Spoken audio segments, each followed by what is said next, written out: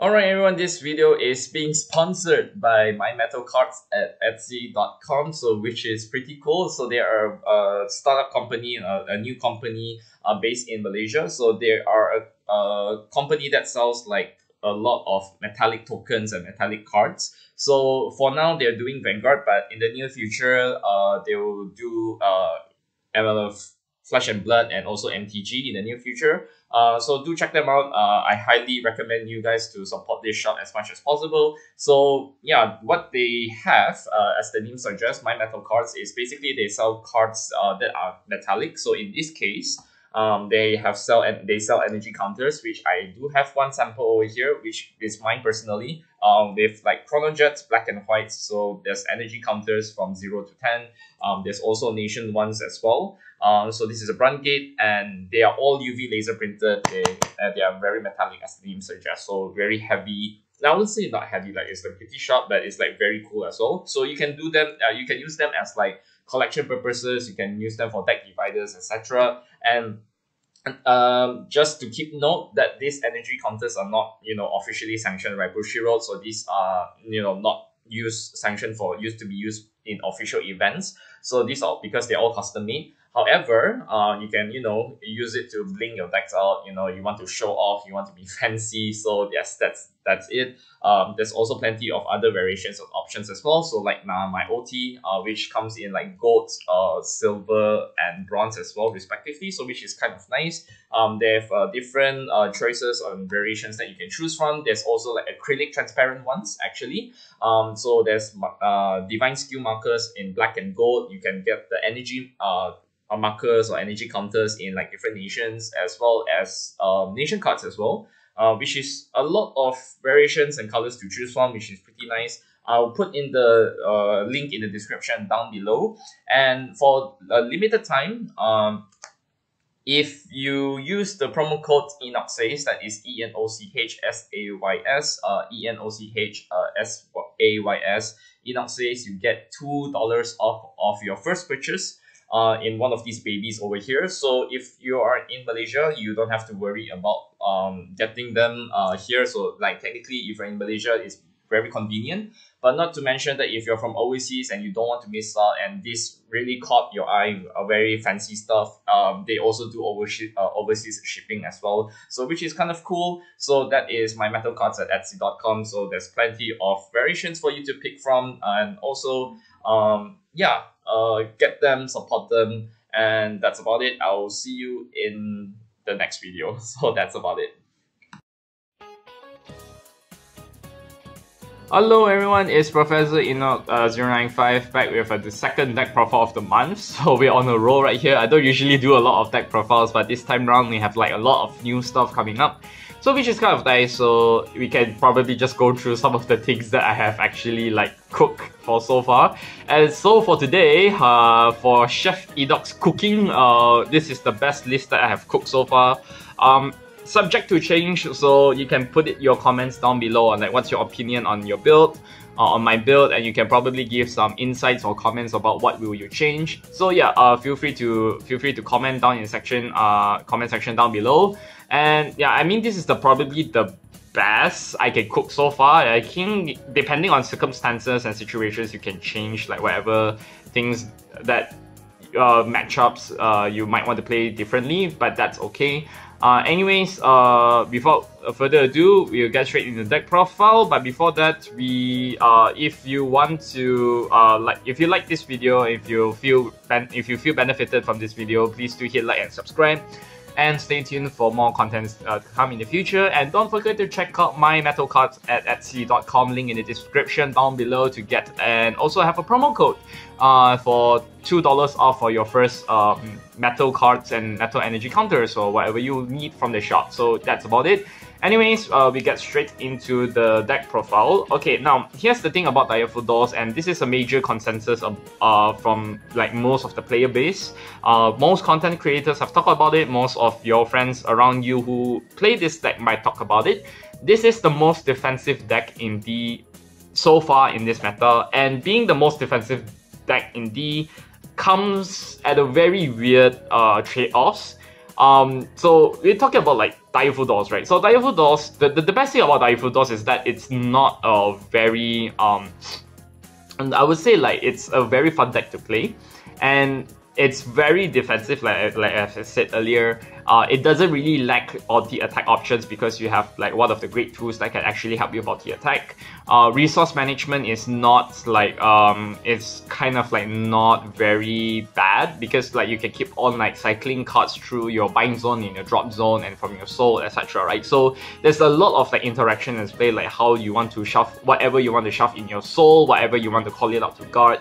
It's not as brain dead as most people might think, and this is the deck that really needs you to think a lot. So I'm not kidding when I say that. This is like you have to think like kind of like 2 steps ahead, like what you want to guard, what you want to do next turn for your like during your attacking turn, etc. Right? So this is the deck that really challenges like how do you want to guard and how do you want to attack in like particular sense.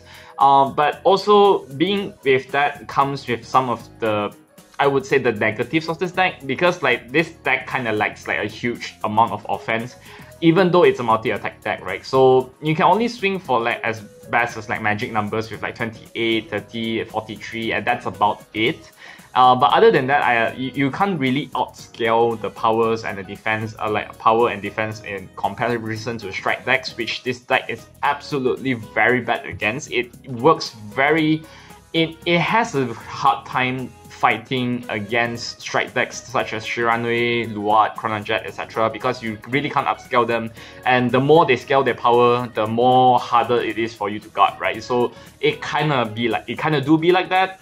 And also, I would say like in a tournament setting, it's kind of like iffy as well. I've met friends who actually played with this deck in like Daivangasai and in like official tournaments. 25-minute deck is like 25-minute fight is just not sufficient for you to finish a game with Direful Dolls, because of how defensive this deck is. So you might see a situation where you have to go for like double loss in some particular sense, in like most sense, you know. So that's about it. It's a very slow deck, but it is what it is. I hope it can be better in the near future with like the next support if they have any more Direful Dolls in the first place, right? But nonetheless, it's still a fun deck to play with, and it's still a very good deck to not mess around. It's like kind of a nice deck to like try to like fiddle around and being defensive and kind of like trying to deck out your opponent as fast as possible. That's about it. So that's how it is. Anyways, we get straight into the deck profile. We go straight into the grade 0, which is Direful Doll Tonya. So generic D starter skill. If you went second, you draw 1. And being a Direful Doll name, you will want to maximize as much Direful Dolls in your soul as possible because you want to use it for Androld. If you can't call out any good cards from your soul, you can call Tonya out for like attacking or boosting. So that's about it. So that's 1. Anyways, for the grade 1, for the right line, we have Direful Doll Serenella. Serenella skill is that when this unit is rolled by grade 2 Direful Doll Griselda, you look at the top 7 cards of your deck, choose up to 2 Direful Dolls from among them, and shuffle it into your soul, and then you shuffle your deck. And the second skill, when this unit boosts or attack at the end of the battle, when this unit attack or boost, you may give it plus 5k. At the end of the battle, if you do plus 5k, you bind itself. And that's about it. With the requirement being that if your opponent is if you have a grade 3 or greater Vanguard with Direful Doll in its card name. So it's not a kind of like a nice deck. In like if you want to go for early rush with this deck, I don't think there's not much early rush options. There's not much grade 1 gaming, but in the sense that like she has to get 5k for like attacking and boosting. When you're reaching grade 3 turn is kind of a bit iffy, but nonetheless that she can keep like bind herself to the and then you can use Androld skill to call her out and plus 10k and plus 5k shield, making her a 10k shield, and being a 13k attacker or booster is pretty good enough. So I would say that's kind of nice. Anyways, we have grade 2 Direful Doll Griselda. So Griselda's skill is that when this unit is being rolled by a grade 3 Vanguard with Direful Doll its card name, you can call this card to the rear guard circle. The second skill is that when this unit is placed on rearguard circle, you have a Direful Doll Vanguard. You can choose one Direful Doll from your hand and move it to your soul and draw one. Choose one of your Vanguards, this unit and that unit plus 5k until the end of the turn. So essentially speaking, that she can try to like filter out in a sense. So like same thing is like you can do like a little bit of filtering with this, shuffling your key pieces. This one can also help you to shuffle in your key pieces from your hand.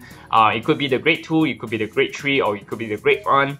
And also, not to mention that it's a 50k bit stick, also like putting 5k to your Vanguard, so we can reach magic numbers, 50k grade 2, 18k grade 3, so it's pretty nice as well. So yeah, that's about it. So that's Griselda. For the red line, we have the last but not least, the grade 3, the main Vanguard, the main ace of this deck is Direful Doll Master Androld. So Androld is well, the skill is main phase once per turn, counter blast 1.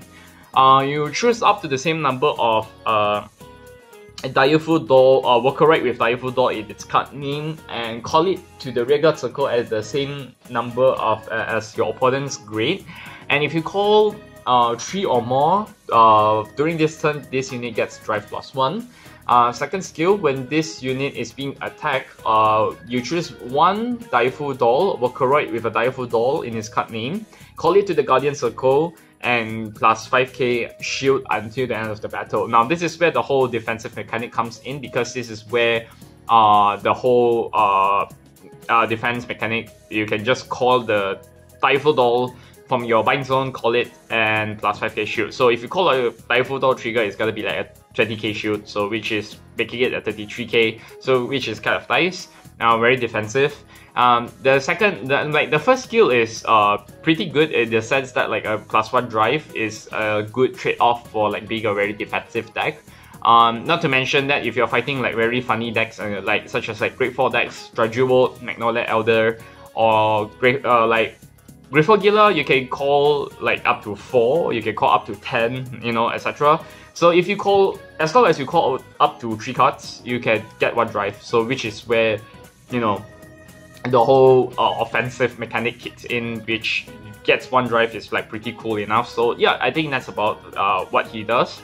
So going into the main deck, we have the 3 more of Androld. So yeah, 4 copies of each. I don't think you can play for less than this. 4 copies. For the next grade 3s, we have the Direful Doll Liberator. So we have play 4 copies. Liberator is a skill where this unit is placed on the rearguard circle or the guardian circle, you choose one Direful Doll from your no, if your Vanguard is Direful Doll, grade 3 or greater Direful Doll in a card name, you can choose one Direful Doll from your drop and move it into your soul, which is kind of good because for offense, if you call it on rearguard circle, you can just shove in whatever Direful Dolls in your drop. If you call it on guardian circle, you can also do the same thing, which is pretty nice. And if you call it with Android skill, it gets a 5k shoot as well, so which is kind of good. So it kind of helps you. It's a very nice key piece. It helps you to cycle through like some of the key cards, whatever Direful Dolls that is in your drop zone into your soul, so which is okay, which is good. And the second skill is that on a auto rearguard circle, when this unit attacks, if you have a grade 3 or greater Vanguard with Direful Doll during this battle, this unit plus 10k. And if you give it 10k, you can bind it. You can bind herself, and you can counter plus 1, and you can draw 1. Right. So not only that, she can swing for like 23k, which is in some sense you need to force your opponent to have a 15k shield to guard. At the end of the battle, you can just bind herself and get to draw 1, which is good for defensive options, and you can also have a very nice draw engine. But be careful, like I said earlier, Counter Blast is a kind of bit of an issue in this deck, so tread with your own, tread carefully. I usually wouldn't use her skill to CB to draw unless I have like a lot of Counter Blast to spare, so that's about it. Next card we have is the Gratis Cartel, which is a Regalis piece, which is a one-off. You can only play 1 Regalis piece, and the skill is pretty straightforward. If you have a Vanguard with a Persona Ride icon, and if you did not ride during this turn, you can play this card. If you do, you activate Persona Ride. That's it. So front row plus 10k, draw 1. Now the reason why I play Gratis Cartel is because like most of the time I really don't draw into my Persona Ride, so I have to do as much. Now you really have to Persona Ride, otherwise I don't have much offense offense power. So Gratis Writer could be it's like one of the most important cards, I would say, to reach my offensive powers. Other than that, if I don't have Persona right, this deck doesn't really hit as hard, right? So that's all the grade 3s for the time being. For the grade 2s, we have Providenza. Providenza is the double rare of support for Direful Dolls, and she is a very good multi-attacker enabler. So her skill is as the following. If I can focus my camera here. Okay, so auto Rigor Circle. When this unit attacks a grade 3, if you have a grade 3 or greater Vanguard with Direful Doll during this battle, this unit plus 10k. And at the end of the battle, that this unit attack, if you have a Direful Doll or grade 3 or greater Vanguard with Direful Doll, Energy Blast 3, bind herself and choose one Direful Doll, that which is a different card name for herself from the soul, and call it to the rearguard circle. And yeah, that's about it. So technically speaking, she can enable a multi-attacker. So if your opponent is grade 3 or greater, you can swing 20k and then end of battle Energy Blast 3, bind herself and call the grade 3, right? So in most particulars, and like in the most common ways to do it is like you swing it 20k, or if you want to swing for 28 if boosted, you can just end of battle, you can just bind itself and then you just call a Liberata from the soul, and you know, you can make yourself an extra attacker. So that's what the interaction is. So yeah, these two combos very well, so highly recommended that if you want to use a skill for multi-attack, you have to make sure that you have the Liberata in your soul just on standby, so that you can swing for big ass numbers for like 23, 33, etc. Right? So that's how it is. So for the next grade 2, we have 3 more of Griselda's. Yeah, that Griselda, it's kind of nice because the second skill for Griselda doesn't really requires you to have your opponent, doesn't really require you to have a grade 3 Vanguard. And then you can just like cycle as much Direful Dolls, important Direful Dolls cards in your hand, move it to your soul to set up for like the next grade 3 turn, which is kind of nice. And not to mention that if you, and I think you can do a play like what you can do is like grade 2 early game rush. You can just call, shove in, draw 1, call, shove in, draw 1. So in a sense that you can give your Vanguard plus another 5k, so 15, 15, 20, so which is kind of nice. Yeah, so that's how it is supposed to be. I played 3 Griseldas. I mean technically 4 if you're adding in the rideline, but that's how about it. Anyways, for the next grade 2, we have Lemina. So Lemina is the right cycler of this deck, and her skill is pretty straightforward. When this unit, when this card is being discarded from your right face, from your hand, you Soul Blast 1, bot deck herself and draw 1. The second skill is that when this unit is called to the rearguard circle from your hand, if your Persona rolled during this turn, counter blast 1, choose 1 card from your soul, call it to rearguard circle, and if you do, you may soul charge. But now, I don't usually use the second skill as much. I only use it for the first skill to like discard the soul blast and you to draw 1. But considering like how like soul blasting is not a problem for this deck, because like if you can soul blast a Direful Doll, you can always pick it back up with Liberata or Griselda, etc. or something along those lines. But the reason why I play Lemina in this deck is because T-Skull requires you to Energy Blast, which I kinda have to be very careful because Providenza needs Energy Blast. So if I Energy Blast in the early game, in the late game, otherwise multi-attacking doesn't really seem feasible. And so I just need to conserve as much Energy Blast as possible to just use it for multi-attacking. So that's why I picked Lemina instead. So yeah, that's kind of nice, and you can always bot deck and you get to draw 1, so which is good for the draw engine, etc. So I mean that's kind of nice. And then moving on to the grade 1, 3 PGs, effect PGs, and 1 Sanctitude. I think this is self-explanatory. I don't think you guys need much more explanation to this. For the next grade 1, I have Perugia. I think Perugia, yeah. Perugia is one of the, I would say, the Sargon of Direful Dolls. It's because like her skill is pretty nice and very good, straightforward. The skill is that auto Rigor Circle. At the end of the battle that it is unit boosted, if you have a Vanguard with Direful Doll, doesn't need to have been grade 3, so you don't need to have an Androld Vanguard. You can bind herself and choose up to 2 Direful Doll from your drop zone and move it into your soul, so which is kind of nice. It doesn't require you to be on hit. So in comparison to Sargon, I think in the sense of like Direful Dolls, this is the best. So yeah, that's kind of nice as well. And the second skill is Continuous Guardian Circle. If you have a Vanguard with Direful Androld in its card name, Direful Doll its card name, this unit gets shield plus 5k. So 10k shield on her own, and if you call by Androld skill, it's gonna be like a 15k shield, so which is kind of nice. Yeah, so very good grade 1. I think this is the goated grade 1 for Direful Dolls, and I don't think that you can play anything less than that. So that's about it. Yeah, that's it for the time being. Now we have 4 short spadas actually. Almejesta short spada. And her skill is pretty interesting.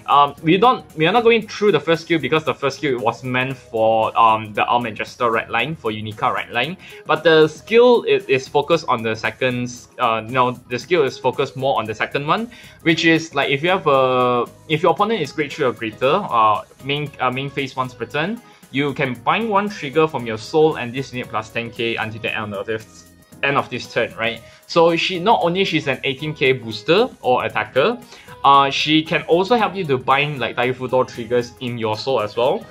So which makes it like very good for offense and defense at the same time, because if you bind a trigger, you can use for Android skill and call it out to the Guardian Circle, and that's about it, right?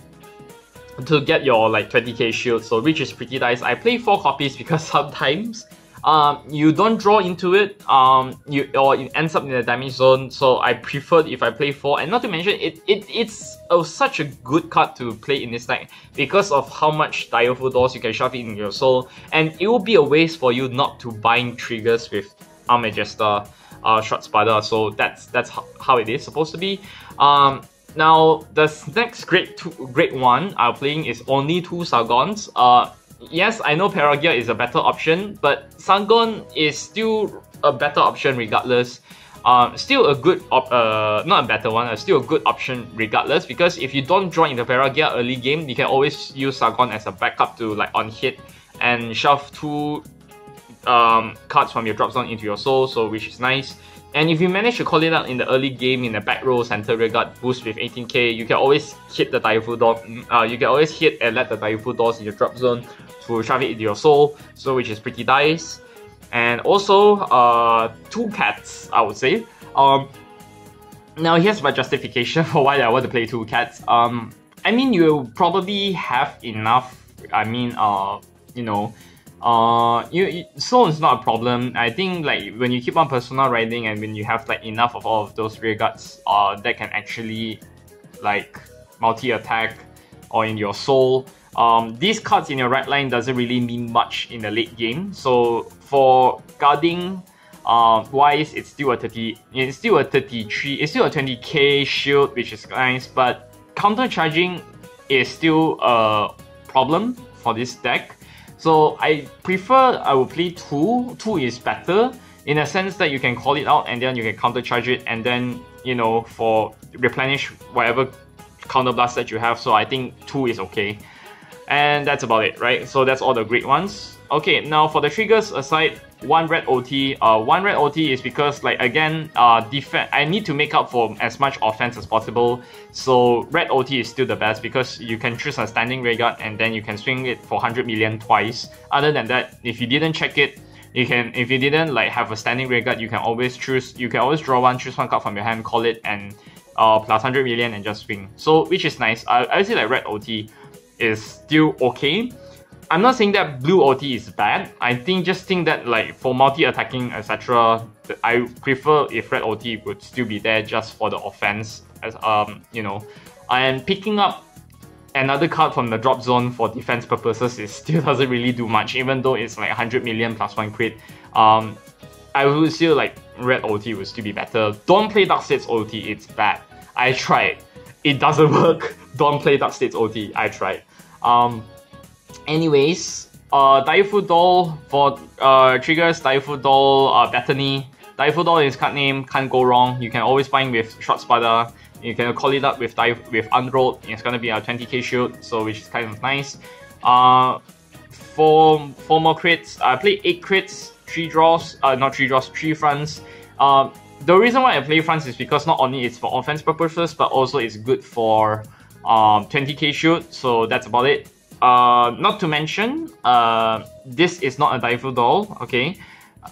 You know, heads up, this is not a Direful Doll, so you can't call it with Androld skill effect, so that's about it. For the heals, I play 3 of the vanillas. They are all Direful Dolls, so Direful Doll Alessandra, and also Charmaine. Now, the reason why I want to play Charmaine is pretty simple. Because this deck preferably you want to go second. Because if you go second, you call up to 3 cards. Like in most cases, you can like call up to 3 cards and you get a triple drive.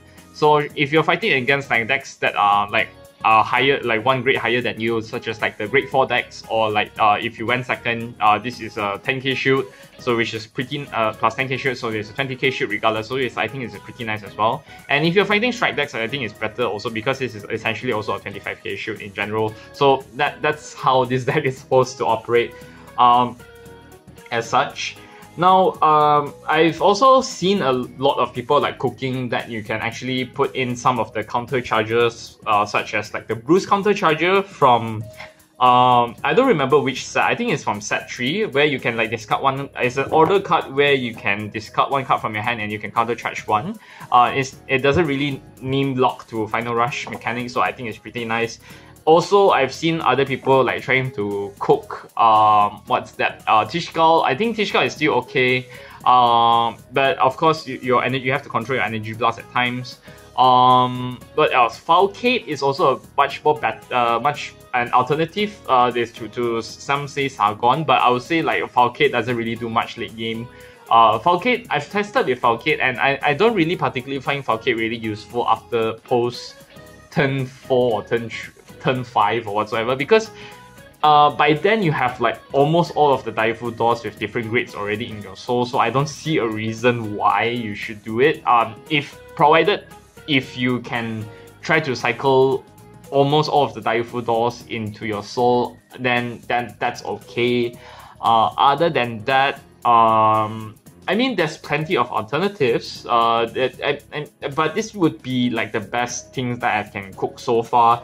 So yeah, I think that's all I can try to like think about, like how to make this deck any better. Again, like I said, Direful Doll is great. It's such a nice deck to play around, to mess around. But again, being with the most defensive options is kind of like really bad as well. So not defensive options is bad. I'm saying that it's the most defensive thing to have. But sometimes the most defensive of things doesn't really win you much games, even if you try. So like plenty of combos to go around. So like you can just guard, like you can just like call, like if you can shove in like Griselda, or not Griselda. If you can like shove in like Liberata, or you can shove in like Pelagia, etc. So let's say I'm going to shove in Pelagia or like shove in Griselda. Like say if you're being like rolled upon, like you try to like ride upon the grade 2 on top of Serenella, top 7, move it to your soul or whatsoever, and then you can just ride on it, you can just call it out, then you shove in a whatever Direful Doll, then you draw 1, +5/+5. And then if you CB1, and then you just call out like the 3 Direful Dolls out. So like say for example, if she's in your soul, you can call it out, and then you can call it out.